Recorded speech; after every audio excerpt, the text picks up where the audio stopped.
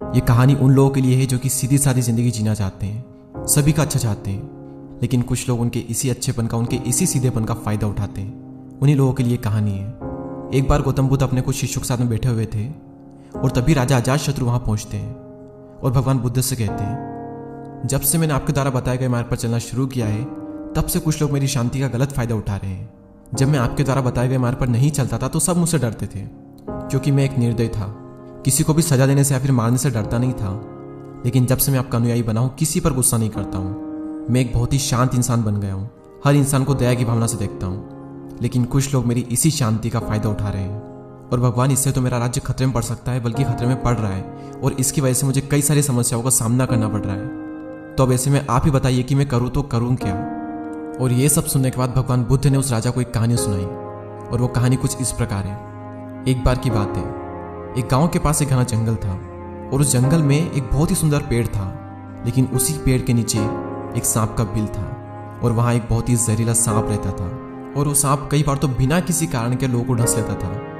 जरा सी हलचल होती वो बाहर आता और लोगों को डस लेता था और कई बार उसके डसने की वजह से लोगों की मौत तक हो जाती थी और इसीलिए हर कोई वहां जाने से डरता था। लेकिन एक दिन एक साधु उस गांव से गुजर रहे थे और गुजरते गुजरते उनकी नजर उस सुंदर पेड़ पर पड़ी और उन्होंने निश्चय किया कि वो आज इस पेड़ की छांव में ध्यान करेंगे।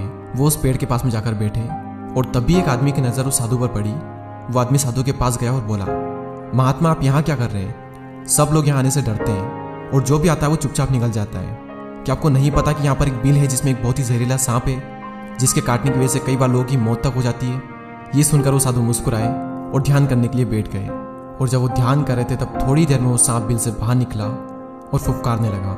उस सांप के फुफकारने की आवाज़ से वो साधु ध्यान से उठ गए और उन्होंने देखा कि वो सांप उन्हें डसने ही वाला है। तभी साधु ने उस सांप की आंखों में देखा और आंखों में देखकर एक मंत्र बोला और मंत्र बोलकर उस सांप को अपने वश में कर लिया और उस सांप से बात करने लगा। और तभी उस सांप ने कहा, महात्मा आपको मुझसे डर नहीं लगता?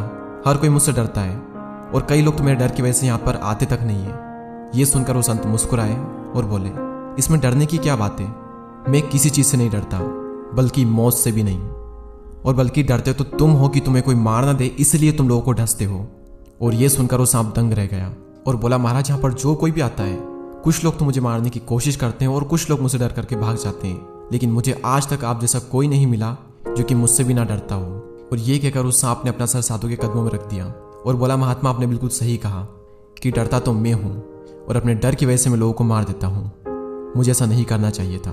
तभी साधु ने कहा कि तुमने बिल्कुल सही कहा, लेकिन जीवन तो एक दिन समाप्त तो होना ही है, इसीलिए इसे बचाने के लिए दूसरों को मारना सही नहीं है। अपने जीवन की इस मोह को छोड़ दो और दूसरों के लिए प्यार से भर जाओ। और इतना कहकर वो साधु वहां से चले गए। लेकिन उस साधु की बातों से वो सांप बहुत ज़्यादा प्रभावित हुआ और उसने फैसला किया कि आज से वो किसी को भी नहीं डसेगा, अपने क्रोधी स्वभाव को भी त्याग देगा और दूसरों को काटना भी बंद कर देगा। लेकिन इस सब का नतीजा जो था वो बिल्कुल उल्टा निकला। जब लोगों को पता चला कि वो सांप अब किसी को भी नहीं काटता है, किसी को भी नहीं डसता है, तो लोग उसका गलत फायदा उठाने लगे। जो भी लोग उसे डरते थे, जो उससे दूर भागते थे, वो उसे पकड़ने लगे। लोग उसे खरोचते, उसे चोट पहुंचाते और कुछ लोग तो उसे पकड़ करके पेड़ पर पटकने लगे।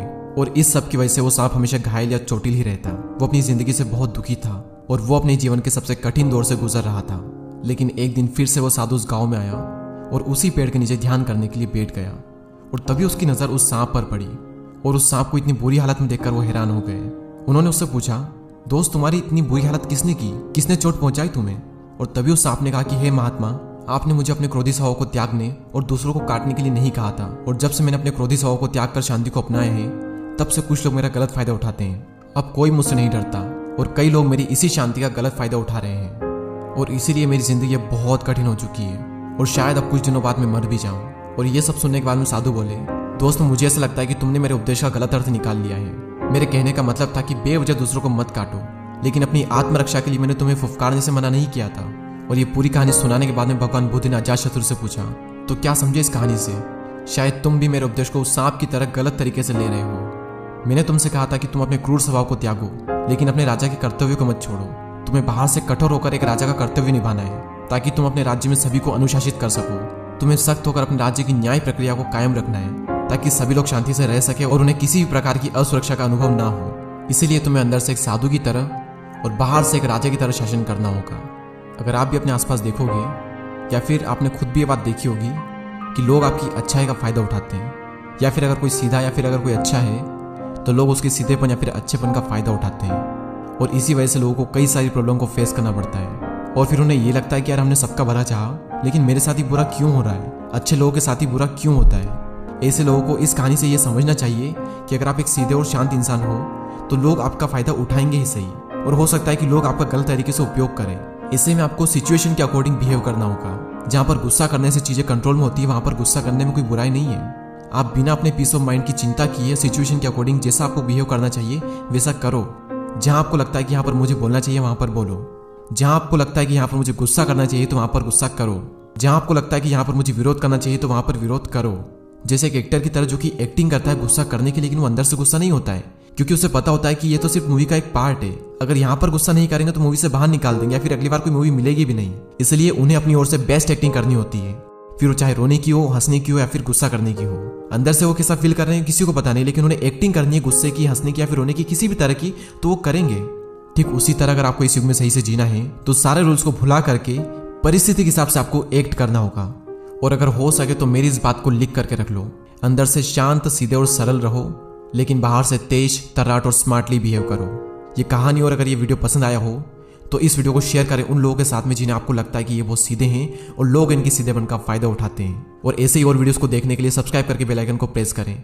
मैं आपसे मिलूंगा अगले वीडियो में। जय हिंद।